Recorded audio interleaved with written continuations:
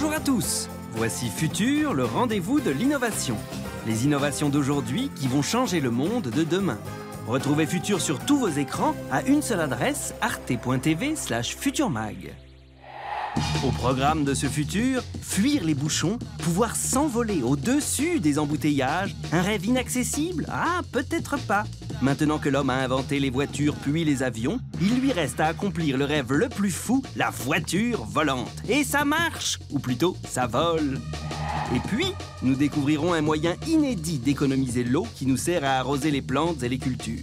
Un agronome français, Philippe Wacky Di Giorno, a mis au point un matériau innovant qui retient l'eau à la racine des plantes, permettant aux végétaux de se développer presque sans eau. Allô?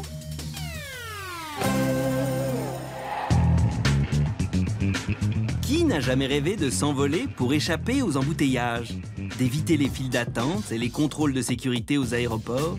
Eh bien non, vous ne rêvez pas. Cela est désormais possible grâce à la voiture volante. Depuis des années, des ingénieurs passionnés, des chercheurs inventifs planchent sur des dizaines de véhicules hybrides à mi-chemin entre la voiture et l'avion. Quelles sont ces innovations? Qui peut enfin en bénéficier et dans quelles conditions? Nous allons vous faire découvrir les 2 premiers véhicules aériens personnels déjà en vente ou en passe de l'être. Et si on assistait au balbutiement d'un nouveau mode de locomotion pour tous totalement innovant?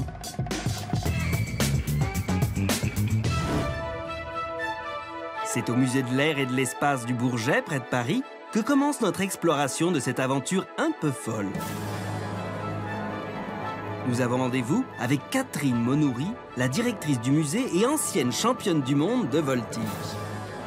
Selon cette spécialiste de l'aviation, l'histoire de la voiture volante débute en 1917 avec l'autoplane du pionnier américain Glenn Curtiss.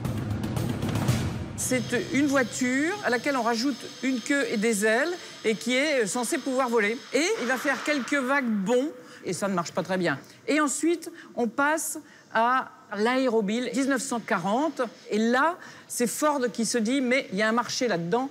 Tous les gens qui vont s'acheter des voitures vont vouloir aussi que leur voiture vole. Donc, on croit qu'il y a un marché fantastique et que les gens vont acheter par milliers et millions des voitures volantes. Et effectivement, ça fait rêver. Mais le rêve ne se réalise pas encore, car à l'époque, les conditions de sécurité n'étaient pas toutes réunies. Or, si certaines de ces expérimentations farfelues font sourire, elles ont permis de tester des prototypes de tout type. Aujourd'hui, l'état des technologies et des matériaux permettent enfin de développer des véhicules viables. Et l'un des projets de voitures volantes les plus aboutis à l'heure actuelle se trouve de l'autre côté de l'Atlantique.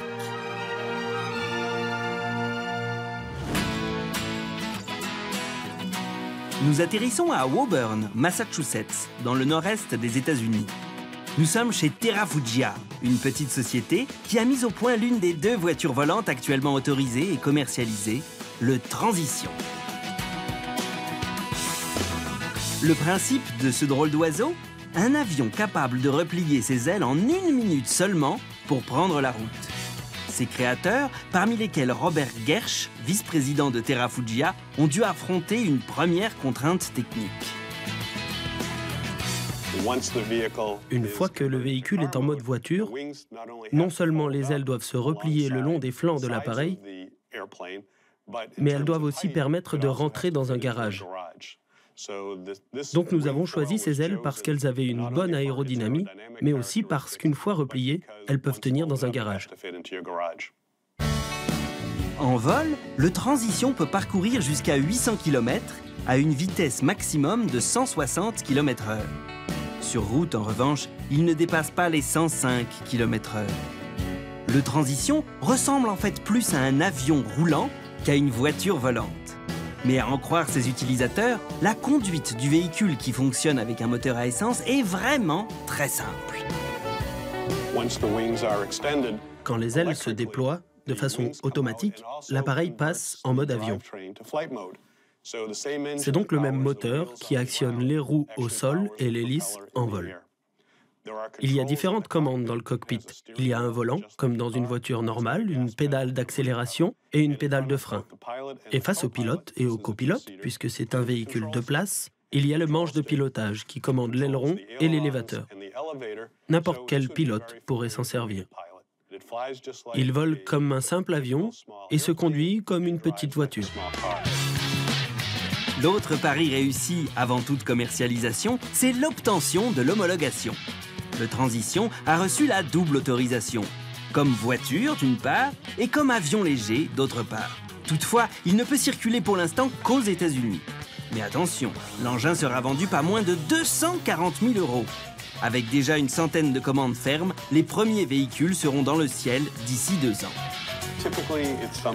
Si quelqu'un veut utiliser le Transition pour ses loisirs, pour voyager dans le pays d'aéroport en aéroport, il aura avec lui sa voiture. Dans certains cas, le Transition sera la solution parfaite. Mais est-ce vraiment la solution parfaite?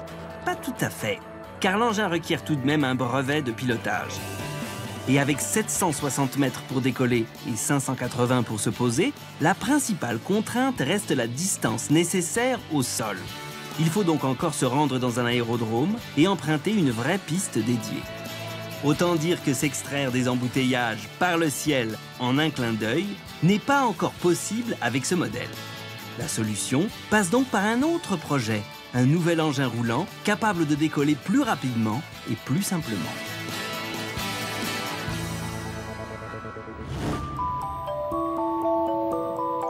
C'est aux Pays-Bas que nous allons découvrir le second véhicule volant bientôt disponible sur le marché.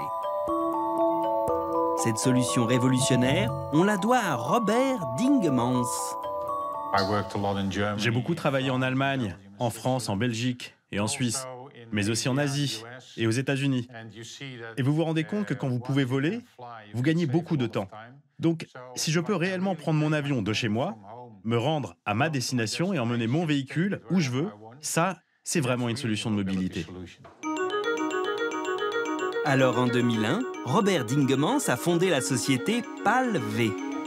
Son projet phare, un genre de gros scooter à 3 roues bien particulier, doté de pales et d'une hélice dépliable.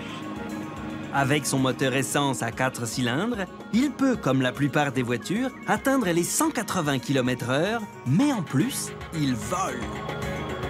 Gros avantage par rapport à son concurrent, le PAL-V décolle en 160 mètres à peine. Il peut ensuite parcourir jusqu'à 500 km dans les airs avant d'atterrir en 30 mètres seulement. Selon le constructeur, le véhicule annoncé comme tout-terrain n'a plus besoin de pistes d'aérodrome, un simple champ suffit. Une avancée considérable qui, outre les particuliers, pourrait intéresser la police ou l'armée pour leurs interventions. Si vous êtes dans une zone montagneuse, comment atterrir dans les environs? Ou dans une forêt? Comment se poser dans des endroits pareils? Mais si vous trouvez une zone d'atterrissage dans les environs et qu'ensuite vous pouvez conduire votre propre véhicule, alors vous gagnez beaucoup de temps. Ce serait donc intéressant pour des opérations de secours. Pour atteindre de telles performances, les inventeurs du PAL-V ont choisi l'option de la voilure tournante, de type gyrocoptère, plutôt que des ailes fixes. L'innovation consistait à adapter pour la première fois cette technologie déjà existante sur un véhicule roulant. Quand nous avons commencé à réfléchir à une voiture volante, bien sûr, nous avons dû décider de quelle façon nous allions la faire voler. Vous pouvez choisir entre un hélicoptère ou des ailes fixes. Mais nous avons découvert le gyrocoptère qui existe depuis 90 ans. Il est très sûr et très facile à piloter. Alors comment ça marche? Comme son cousin l'hélicoptère, le gyrocoptère se compose d'une hélice principale horizontale située au-dessus de l'appareil et fixée sur un rotor. La seconde hélice, plus petite, est verticale et installée à l'arrière. Contrairement à un hélicoptère, l'hélice principale d'un gyrocoptère est libre. Elle n'est pas actionnée par un moteur. Quand l'appareil s'élance pour prendre de la vitesse, il est propulsé par son hélice arrière, entraînée, elle, par un moteur. C'est ensuite le vent induit par cette vitesse qui va actionner l'hélice horizontale du gyrocoptère et ainsi créer la force nécessaire à l'envol que l'on appelle la portance. Cela lui permet de pouvoir décoller et atterrir sur une très courte distance, même en cas de panne moteur. Quand vous voulez conduire, il faut qu'il soit compact. Donc, vous appuyez sur un bouton et là, toute la structure s'abaisse. Ensuite, vous allez derrière, vers la queue, et vous la poussez.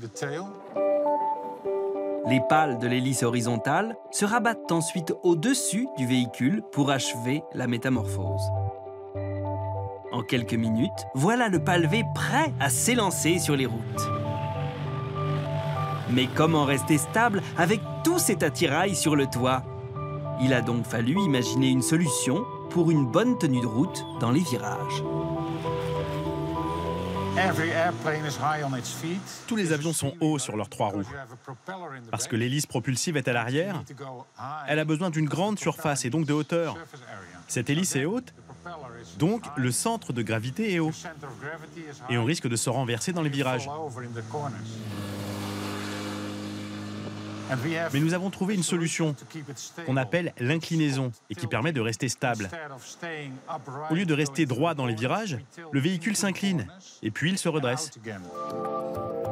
Bonne tenue de route, décollage et atterrissage simplifiés, l'engin à 2 places semble donc tenir toutes ses promesses. Vendu tout de même 400 000 €, soit le prix d'une Rolls-Royce, les 45 premiers exemplaires sont déjà commandés aux Pays-Bas et dans le reste de l'Europe. Livraison prévue dans 2 ans. Alors, grâce à des véhicules comme le PAL V ou le Transition, serons-nous tous demain équipés de voitures volantes? Rien n'est moins sûr. Des obstacles restent encore à lever, car passer de la conduite sur route au pilotage ne s'improvise pas. Retour au Bourget.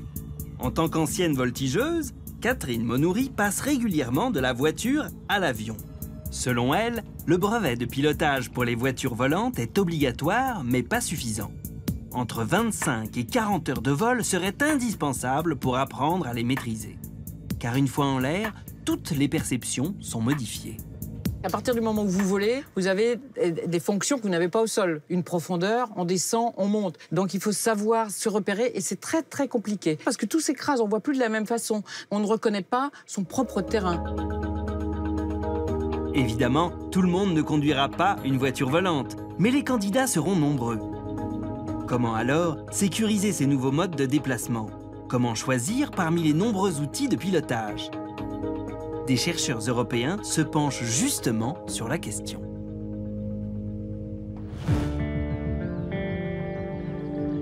Direction l'Allemagne, dans la ville de Tübingen.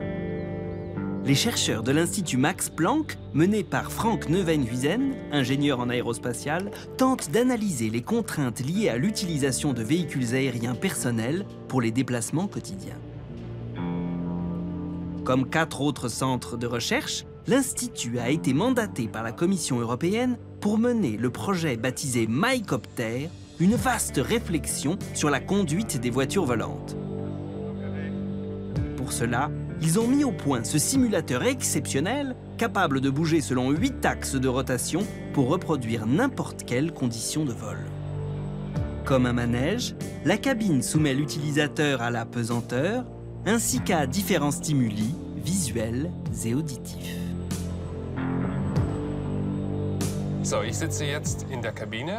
Là, je suis assis dans la cabine du simulateur. Nous avons cette toile ici, devant, sur laquelle est projetée la réalité virtuelle. Nous pouvons y projeter n'importe quel environnement que nous créons. On peut élaborer un scénario pour conduire un engin sans être pilote professionnel. Par exemple, nous sommes à la maison et nous voulons voler vers notre travail. Nous pouvons construire ce scénario grâce à notre logiciel et le projeter ici. Faut-il par exemple un volant ou un joystick? La question n'est pas tranchée, mais l'objectif est de déterminer les technologies les plus efficaces pour produire des engins volants utilisables par le plus grand nombre. Pour Heinrich Bulthoff, le directeur de l'Institut, dans tous les cas, le futur de la voiture volante sera automatisé, à la manière des véhicules qui fonctionnent en pilotage automatique.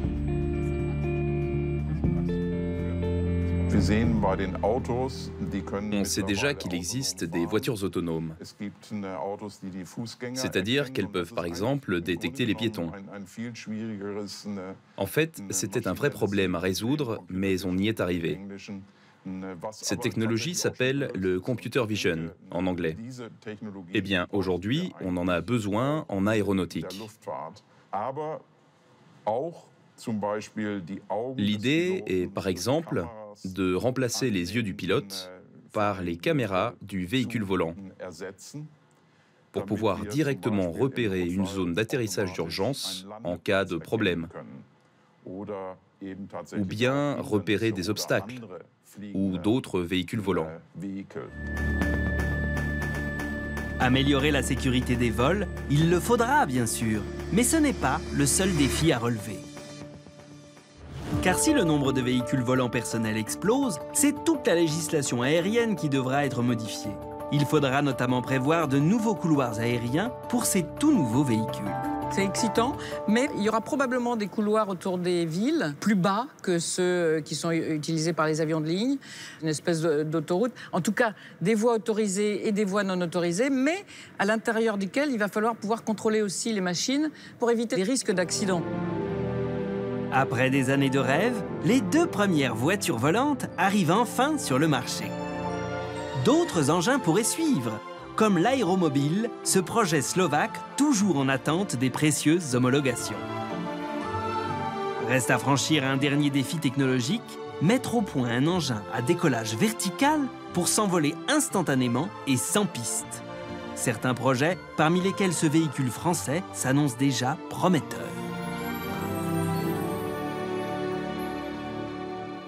Même si ces voitures volantes nous font rêver, elles sont loin d'être à la portée de toutes les bourses. Sur arte.tv/futurmag, nous vous proposons de voler de vos propres ailes en participant à notre jeu concours. À gagner, 8 vols dans un simulateur de chute libre. De quoi éprouver des sensations fortes sans avoir à piloter. Retour sur Terre. Saviez-vous que lorsqu'on arrose des espaces verts ou des cultures, 80 à 96% de cette eau part directement dans le sol sans être absorbée par les plantes. C'est la raison pour laquelle les agriculteurs utilisent des quantités considérables d'eau pour arroser leurs champs. Mais dans de nombreux pays, les cultivateurs n'ont pas les moyens de s'offrir de systèmes d'irrigation performants. Pour lutter contre la sécheresse qui touche aujourd'hui un quart de la production alimentaire mondiale, certains proposent pourtant une solution. Un matériau hyper absorbant issu de la pétrochimie et qui, sous forme de granules, permet de retenir l'eau directement à la racine des plantes. C'est pour cela qu'on appelle ce matériau innovant un hydro-rétenteur. Le premier à avoir eu l'idée d'utiliser les vertus des hydro-rétenteurs pour l'agriculture, c'est Sergio Rico. Ce chimiste mexicain, touché par les difficultés des paysans dues à la sécheresse, a eu l'idée de se servir d'un matériau hyper absorbant utilisé depuis les années 1970 dans les couches culottes. Mais comme le matériau utilisé dans les couches était à base de polyacrylate de sodium, et que le sodium est nocif pour les plantes, Sergio Rico a opté pour le polyacrylate de potassium, car le potassium favorise la croissance des plantes, et ce, même lorsqu'il est utilisé en grande quantité. C'est dans son bureau de Mexico que Sergio Rico nous fait la démonstration du pouvoir super absorbant de son matériau, qu'il appelle joliment de l'eau solide.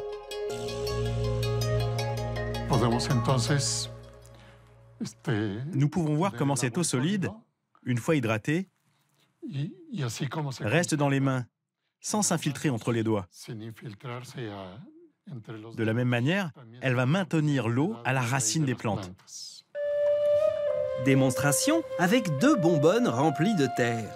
L'une contenant l'hydro-rétenteur, l'autre pas.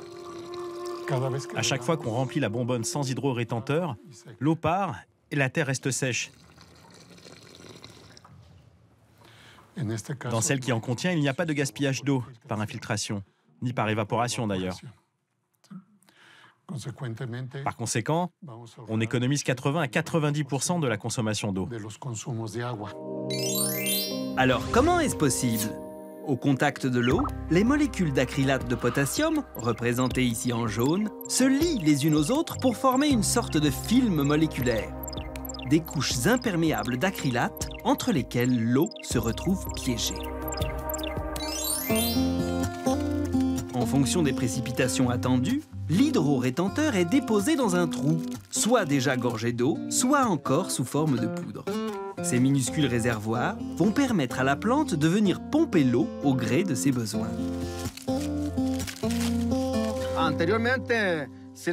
Avant, mon rendement de maïs était de 5 tonnes à l'hectare. L'année dernière, avec cette technique magnifique, j'ai récolté 21 tonnes de maïs à l'hectare. Et cette année, j'espère en obtenir environ 25 tonnes et demie. Ça m'a changé la vie. J'ai même pu m'acheter une belle camionnette en 1 an de bénéfices.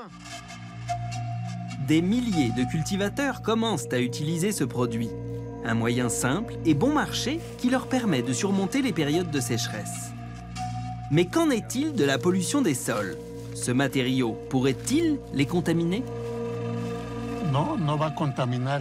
Il ne va pas contaminer le sol, parce qu'avec le temps, ce produit va arrêter d'emmagasiner et libérer de l'eau, et ça va devenir des petits morceaux de la taille d'un grain de sable, totalement inoffensifs et inertes. Sans parler du fait que la quantité que nous utilisons est ridicule, juste 200 grammes pour une tonne de terre. Pour Sergio Rico, ce produit serait donc sans danger. Mais même si l'efficacité de ce matériau super absorbant a été étudiée, il n'y a pas eu d'études spécifiquement axées sur l'éventuelle toxicité du produit dans les sols. Les scientifiques n'ayant pas suffisamment de recul sur cette question, il est difficile de faire toute la lumière sur ce point. Pour en savoir plus, nous sommes allés voir Marc Miquel, expert agronome agréé auprès du ministère de la Recherche, qui travaille depuis 35 ans sur le développement racinaire des plantes. Ces travaux l'ont amené à tester différents types d'hydrorétenteurs. Alors, quel est son avis? Les polymères de polyacrylate sont des molécules obtenues de manière synthétique, mais qui sont dégradables et 100% biodégradables. Il n'y a pas de constituants qui soient dangereux, comme par exemple du chlore, qui pourrait rester en association et faire des organochlorés ou des choses comme ça, ou libérer des gaz toxiques dans l'atmosphère. Donc ces matériaux sont naturellement dégradés. On n'a jamais, à l'arrivée, dans les publications qu'on a pu voir dans le domaine scientifique, on n'a pas de réapparition dans les sols de culture de molécules qui pourraient poser problème. Mais un agronome français est allé encore plus loin. Il a inventé un matériau plus efficace et ne contenant que 5% de polyacrylate de potassium. Nous voici dans le sud de la France, dans le petit village d'Eauze, dans le Gers. C'est ici qu'habite Philippe Wacky di Giorno, l'inventeur de ce produit appelé Polyter. Aussi incroyable que cela puisse paraître, ces granules permettent non seulement de retenir l'eau à la racine des plantes, mais aussi de leur apporter tous les éléments nutritifs favorables à leur croissance. Pour la première fois, Philippe Wacky di Giorno a accepté de nous révéler les 3 ingrédients qui composent son matériau. D'abord, et majoritairement, de la cellulose, c'est-à-dire de la fibre végétale. Ensuite, de l'engrais organique mélangé à 5% de poudre de polyacrylate de potassium. Pendant la durée de vie du polyter, 5 ans en moyenne, la plante va faire corps avec celui-ci. Les racines vont spontanément s'enrouler autour du produit gorgé d'engrais et l'entraîner de plus en plus profondément dans le sol. Les racines vont se greffer et on voit bien là, d'une façon évidente, qu'il y a association entre la plante et le polyter. L'image la plus flagrante, c'est un puits, un garde-manger pour chaque plante. Et en plus, c'est un garde-manger avec un réfrigérateur. Parce que la particularité du polyter, c'est que ça baisse la température du sol. Et comme ça, la plante, elle n'a aucun stress. Aucun stress, développement optimisé, développement du végétal, développement des fruits, développement des fleurs. Un test grandeur nature vient d'être lancé sur la variété phare de cette exploitation horticole, le Dipladenia. 2 grammes de polyter par litre de substrat sur la bagatelle de 20 000 pots. 4 mois plus tard, premier bilan comparatif. Alors, on va regarder l'essai. Ici, on a une variété blanche avec du polytère. Avec polytère, ok. Et ici, c'est sans polytère. Sans polytère. Un diplodénia avec polytère, après 1 mois et demi de culture, on voit le développement racinaire beaucoup plus important. On voit que les racines sont bien cheminées autour et au fond du pot, bien réparties. Et ça, c'est très important pour la continuité du développement du végétal. Et ce qui est très intéressant de voir, que c'est une culture qui est menée avec très peu d'eau. Le substrat est pratiquement sec. Maintenant, on va voir au niveau de la plante sans polytère. On voit que le développement est assez faible pour l'instant et on voit que la répartition est pas du tout la même. Beaucoup plus faible. Voilà, c'est plus en surface là que ici, il n'y a pratiquement pas encore de développement racinaire. Que là, on a déjà un chevelu qui se développe d'une façon homogène. Mais la motivation principale de cet agronome, c'est d'avoir élaboré un produit qui favorise également la croissance des plantes sur des sols très arides ou sur des sols toxiques sur lesquels plus rien ne pousse. C'est réellement fantastique d'être à la base d'une technologie qui peut réellement, surtout ce qui m'importe le plus, changer la vie de millions d'hommes et de femmes. Et ça, c'est la chose qui m'émerveille encore plus. Parce que le végétal doit être vraiment la base angulaire du développement, surtout dans les pays comme l'Afrique, l'Asie et l'Amérique du Sud, parce qu'ils ont beaucoup de problèmes maintenant au niveau de réchauffement climatique. Et polytère peut vraiment changer réellement les données et faire mentir ceux qui disent qu'on va contre le mur. Direction la Nouvelle-Calédonie, où grâce à l'hydro-rétenteur fertilisant de Philippe Ouaki Di Giorno, les agriculteurs découvrent qu'ils peuvent accroître leur rendement tout en économisant l'eau. C'est le cas de Thierry Akinaga, l'un des plus gros producteurs d'agrumes de l'île qui l'utilise depuis peu. Bonjour Thierry. Aujourd'hui, il montre les résultats qu'il a obtenus grâce au produit à David Garrigou, le représentant qui lui a vendu. Donc il y a 7 mois, vous avez planté sans arrosage et du coup, vous avez mis en terre avec le polytère gonflé. On les a arrosés à peu près 2 fois après les avoir plantés, à 10 jours d'intervalle. Et depuis, on n'a pas réarrosé et les arbres sont toujours là, vous voyez. Pas d'arrosage, pas d'engrais à ajouter, le prix d'achat du polytère est largement compensé par les économies de main-d'œuvre réalisées. Alors voilà ces arbres. Ils ont eu 2 ans au mois de septembre. Ils ont 2 ans et 2 mois. Et ils rapportent déjà. Alors que pour avoir la même production, ce serait aux alentours de 3 ans et demi, 4 ans, quoi. J'ai aucun système d'arrosage qui est sur place. Donc ils ne sont pas arrosés. C'est bien grâce au polytère qu'ils ont poussé aussi vite. Là, on a ramassé à peu près 30 kilos par arbre. C'est des arbres qui vont arriver à près de 100 kilos, qui vont produire à près de 100 kilos à 2 ans. C'est extrêmement rare. En Nouvelle-Calédonie, depuis 2012, le produit de Philippe Ouaki Di Giorno est également utilisé au sud de l'île, sur les sols de ces anciennes mines de nickel où plus rien ne pousse. Les pouvoirs publics ont décidé de lancer sur cette zone chargée en minerais très toxiques et pauvres en matière organique un programme pilote de reforestation. Alors ça, cet arbre-là, c'est quoi ça? Ça, c'est un Ostrobuxus. Attends, on va mesurer le trou. Donc là, tu prends déjà d'abord le diamètre. Les premiers résultats sont très encourageants. Arbres et arbustes sont de retour. Et même si les études manquent sur l'innocuité de ce produit, voir repousser la flore sur tout type de sol, même les plus dégradés et les plus toxiques, représente un immense espoir. Économiser l'eau et cultiver les plantes grâce aux nouvelles technologies, c'est ce que nous vous proposons sur arte.tv/futurmag. Découvrez des objets connectés qui permettent de mesurer la température, la luminosité ou de gérer l'arrosage de vos plantes. Avec les objets connectés, avoir la main verte n'aura jamais été aussi facile.